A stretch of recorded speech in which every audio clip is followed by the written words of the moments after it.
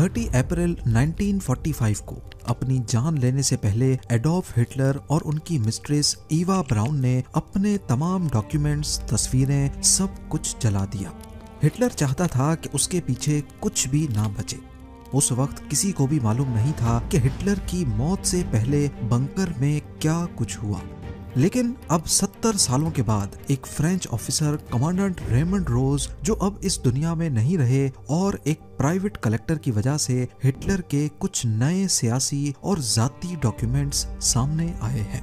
ये अनोखे डॉक्यूमेंट्स जो अब पहली बार सामने आए हैं, हिटलर के आखिरी दिनों के चंद अहम लम्हों को ज्यादा वाज़े तौर पर समझने का मौका देते हैं। बंकर का माहौल कैसा था? हिटलर ने अपनी मौत से सिर्फ 24 घंटे पहले ही ईवा ब्राउन से शादी क्यों की? अपनी जिंदगी के आखिरी 10 दिनों में हिटलर के कौन से करीबी साथी ने उसको धोखा दिया? वो फैसला कब हुआ जिसमें उन्होंने अपनी जान लेने का प्लान बनाया? और सबसे बढ़कर वो कौन सी चीज थी जिसकी वजह से अलाइड फोर्सेस को ये मालूम पड़ा कि ये डेड बॉडी हिटलर की ही है? ज़ेम टीवी की वीडियोस में एक बार फिर से खुशामदीद। नाजरीन, हिटलर की मौत के बाद हर कोई बंकर को देखने और समझने की कोशिश कर रहा था। 25 नवंबर 1945 को कमांडेंट रेमंड रोज, जो एक फ्रेंच ऑफिसर था, बंकर के अंदर गया। बंकर के अंदर जाने के लिए 26 सीढ़ियां थीं जो एक अंधेरे कमरे की तरफ लेके जा रही थी। वहां एक डार्क और गंदा कमरा देखा जहां हर तरफ बिखरे हुए कागज, उल्टा पड़ा फर्नीचर और कैंडल वैक्स पड़ी थी।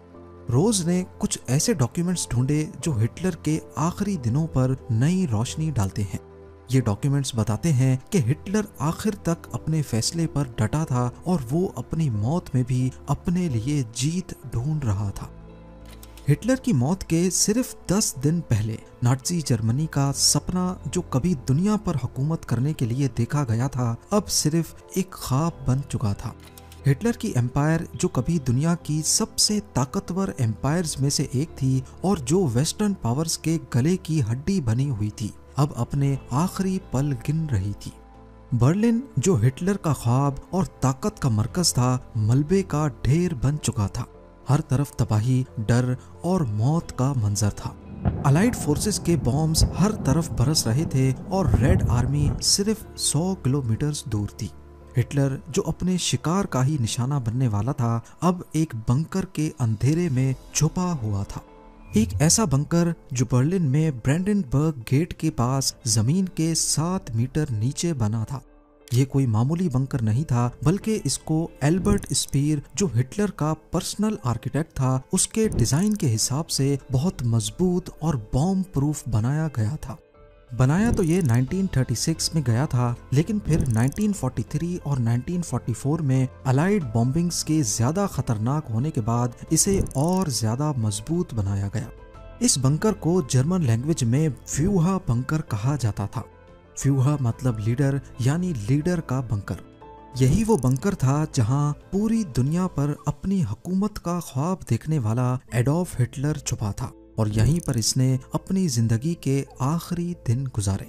बंकर का माहौल बहुत ही ज्यादा डिप्रेस्ड था। खामोशी, कंक्रीट की मोटी दीवारें, ठंड और नम एटमॉस्फेयर के साथ अंधेरे का राज था। ये बंकर एक भूल भुलैया की तरह था, जिसमें छोटे छोटे कॉरिडोर्स और कमरे थे जहां दम घुटने की फीलिंग्स आती थी। इस बंकर में हिटलर के लिए 3 कमरों की एक प्राइवेट स्पेस थी, जिसमें से एक मीटिंग रूम जहां वो रोजाना 2 बार अपने मिलिट्री ऑपरेशंस के लिए मीटिंग रखता। ईवा ब्राउन, जो उसकी मिस्ट्रेस थी, उसके लिए एक छोटा कमरा, और इन दोनों का एक शेयर्ड बाथरूम भी था। इस बंकर का माहौल डिप्रेशन और डर से भरा था। जमीन के नीचे होने की वजह से हवा के लिए एक मैकेनिकल वेंटिलेशन सिस्टम था जो हर वक्त शोर करता रहता था। ये शोर न सिर्फ जिस्मानी बेआरामी का बायस था, बल्कि यहाँ रहने वालों के लिए मेंटल टॉर्चर भी था। आखिरी 10 दिनों में हिटलर सिर्फ फिजिकली ही नहीं बल्कि दिमागी तौर पे भी टूट चुका था। इसको पार्किंसंस डिजीज यानी हाथ कांपने वाली बीमारी लग चुकी थी। वो अपनी इस बीमारी को छुपाने के लिए अपना उल्टा हाथ अक्सर जेब में रखता या फिर उसे ऐसे पोजीशन में रखता कि सामने वाले को पता ना चल सके। आखिरी 10 दिनों में उसका हाथ लगातार कांपता था। और उसे चलने में भी मुश्किल होती थी। डॉक्टर्स का कहना था आखिरी 10 दिनों में हिटलर का चेहरा इतना सफेद और थका हुआ था कि वो अपनी एज से 10-15 साल बड़ा लगने लगा। इन दिनों में जो भी ऑफिसर्स उससे मिलते वो उसकी गिरती हुई हेल्थ कंडीशन देखकर चौंक जाते थे।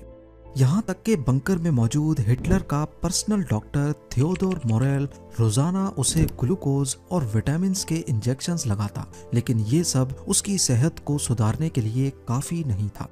हिटलर का अपने हाथ पर काबू खोना उसके गिरते हुए मोराल का सबसे बड़ा सबूत था। बंकर में रोजाना का रूटीन इंतहाई बोरिंग था। रोज सुबह एक मिलिट्री मीटिंग होती जिसमें उसके जनरल्स उसे बर्लिन के हालात के बारे में आगाह करते। बर्लिन पर से अपना कंट्रोल आहिस्ता आहिस्ता खोने की खबरें हिटलर को फ्रस्ट्रेट कर रही थी। हिटलर की नेचर में डिस्ट्रस्ट शामिल था, यानी वो किसी पर भी आसानी से भरोसा नहीं करता था। यही वजह थी कि अपने आखिरी दिनों में भी वो इस बात को लेकर परेशान रहता कि कहीं उसका कोई जनरल उसे धोखा ना दे दे, और हकीकत में भी आगे चलकर कुछ ऐसा ही हुआ। आखिरी दिनों में जब सब लोग बंकर से भागने की सोच रहे थे, तब ईवा ब्राउन ने हिटलर का साथ दिया। ईवा ब्राउन हिटलर की 13 साल पुरानी मिस्ट्रेस थी। उन दोनों की शादी तो नहीं हुई थी, लेकिन फिर भी वो हिटलर के साथ बंकर में ही रहती थी। एक्सपर्ट्स का कहना है कि बंकर में हिटलर के साथ रहना ईवा ब्राउन की ही जिद थी, और शायद हिटलर की कमजोरी की वजह भी यही थी। ईवा एक रोमांटिक और जज्बाती लड़की थी जो आखिर तक हिटलर के साथ रहना चाहती थी। ईवा के कुछ लेटर्स मिले जो उसने अपने दोस्तों को लिखे थे।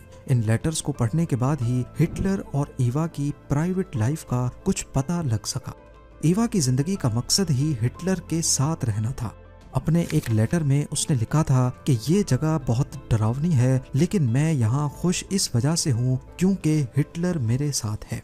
बंकर के अंदर ईवा के दिन का रूटीन बहुत ही लिमिटेड था। वो अक्सर अपने कमरे में वक्त गुजारती थी, अपने फोटोग्राफ्स को अरेंज करती या कभी कभी हिटलर के साथ कॉफी पीती थी। लेकिन एक चीज जो उसके खत से समझ आती है वो ये है कि ईवा ब्राउन खुद को बहुत अकेली महसूस कर रही थी। ये खत सिर्फ ईवा की मोहब्बत और वफादारी नहीं दिखाता, बल्कि उसके अंदर का डर और अकेलापन भी दिखाता है। बंकर के बाहर के हालात की बात की जाए तो आखिरी 10 दिनों में बर्लिन एक जंग का मैदान बना हुआ था। अलाइड बॉम्बर्स हर दिन और हर रात बर्लिन पर बॉम्ब्स गिरा रहे थे। रेड आर्मी यानी जो सोवियत यूनियन की मिलिट्री थी, वो बंकर से चंद किलोमीटर दूर बर्लिन के बॉर्डर पर हिटलर की आर्मी से लड़ रही थी। बेशक हिटलर की आर्मी के पास उस वक्त बर्लिन को महफूज रखने के लिए 900 टैंक्स और 5 लाख के करीब जर्मन सिपाही थे, लेकिन इस सब के बावजूद भी नाज़ी जर्मनी की फोर्सेस पिघल रही थी। हिटलर जिसका यहाँ पर 1000 साल तक हुकूमत करने का सपना था, वो अब बुरी तरह नाकाम होता दिख रहा था।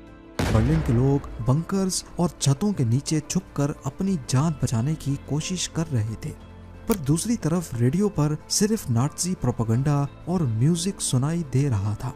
देखते ही देखते रेड आर्मी के सोल्जर्स ने बर्लिन के आउटस्कर्ट्स पर हर तरफ जर्मन फोर्सेस को हरा दिया। एक जर्मन सोल्जर ने बताया कि जब वो वापस बर्लिन में आया तो उसको शहर पहचानना मुश्किल हो रहा था, क्योंकि हर तरफ मलबे का ढेर ही ढेर लगा था। यही वो वक्त था जब जर्मन आर्मी को भी हिटलर की लीडरशिप का दी एंड नजर आने लगा।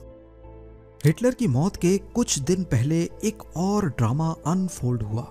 हरमैन गोरिंग, जो नाज़ी रजीम में जर्मन एयरफोर्स का चीफ था, उसने अपनी नीयत जाहिर की कि वो पावर हासिल करना चाहता है। हरमैन गोरिंग हिटलर का करीबी साथी था, जिसको हिटलर ने मुख्तलिफ पोजीशंस दे रखी थी। 1933 में हिटलर ने उसको एयर मिनिस्ट्री का इंचार्ज बनाया। 1935 में जर्मन एयरफोर्स का कमांडर इन चीफ, 1936 में 4 ईयर प्लान का इंचार्ज जो जर्मनी की इकोनॉमी बूस्ट करने के लिए बनाया गया था, और फिर 1941 में हिटलर ने हरमैन गोरिंग को अपना जानशीं और डेप्यूटी का ओहदा दिया। यानी हिटलर के बाद गोरिंग को ही कंट्रोल संभालना था। गोरिंग का मानना था कि हिटलर बर्लिन में फंसा हुआ है और अब लीडरशिप का कंट्रोल उसके हाथ में आना चाहिए। اس نے ہٹلر کو ایک ٹیلیگرام بھیجا جس میں اس نے یہ لکھا کہ اگر ہٹلر اب اور ڈیسیژنز نہیں لے سکتا تو وہ آفیشلی لیڈرشپ ٹرانسفر کر دے۔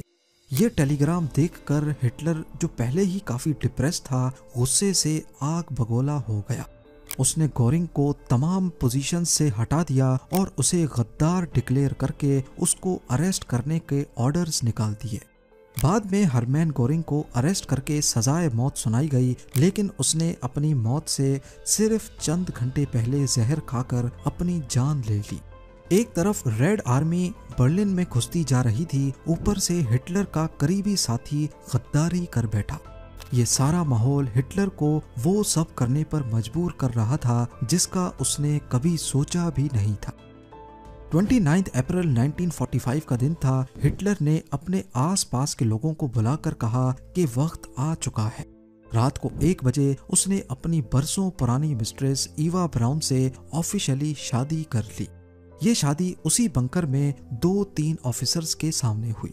شادی کرنے کے بعد اس نے اپنی سیکرٹری کو بلایا اور اسے اپنی وصیت لکھنے کو کہا، جس میں ہٹلر کے الفاظ تھے کہ میں اور میری بیوی ایوا نے موت کو چنا ہے، ہمارے لیے سرنڈر کرنے کی شرمندگی سے بہتر موت ہے۔ بدقسمتی سے یہ شادی صرف 1 دن کی تھی۔ 30 اپریل 1945 دوپہر کو 3 بجے ہٹلر نے اپنے بلونڈی نام کے کتے کو زہر دیا اور ایوا کے ساتھ کمرے میں چلا گیا۔ شادی کے ٹھیک 24 گھنٹوں کے بعد دونوں نے کمرے میں ہی اپنی زندگی ختم کر لی۔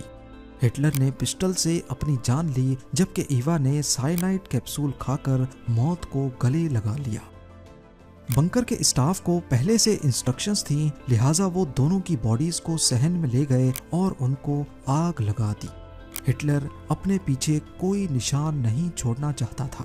موت سے پہلے ان دونوں نے ڈاکیومنٹس اور اپنی تصویریں جلائیں اور آخر میں خود کو بھی جلانے کا آرڈر دیا۔ یہ سب ظاہر کرتا ہے کہ ہٹلر مرتے دم تک بھی اپنے آپ کو اپنے شکار کے حوالے نہیں کرنا چاہتا تھا، یہاں تک کہ سوویت سولجرز اس کی باڈی پر قبضہ کر کے دنیا کو ٹرافی کے طور پہ بھی نہ دکھا سکیں۔ اسی وجہ سے اس نے اپنی باڈی جلانے کا آرڈر دیا تھا۔ جب ریڈ آرمی بنکر میں پہنچی تو انہیں صرف جلے ہوئے ریمینز ملے، پر یہ ہٹلر کے تھے۔ یہ کافی جانچ پڑتال کے بعد پتا چلا جب انہوں نے ہٹلر کے دانت کے سیمپلز لیے۔ ہٹلر کو ڈینٹسٹ کے پاس جانے سے سخت نفرت تھی، لہٰذا اس نے ایک بہت یونیک سونے کا برج بنوایا ہوا تھا جو اس کے ٹوٹے ہوئے دانتوں کو کور کرتا تھا۔ اسی برج سے ہٹلر کی باڈی آئیڈینٹیفائی ہو سکی۔ امید ہے زیم ٹی وی کی یہ ویڈیو بھی آپ لوگ بھرپور لائک اور شیئر کریں گے۔ آپ لوگوں کے پیار بھرے کامنٹس کا بے حد شکریہ۔ ملتے ہیں اگلی شاندار ویڈیو میں۔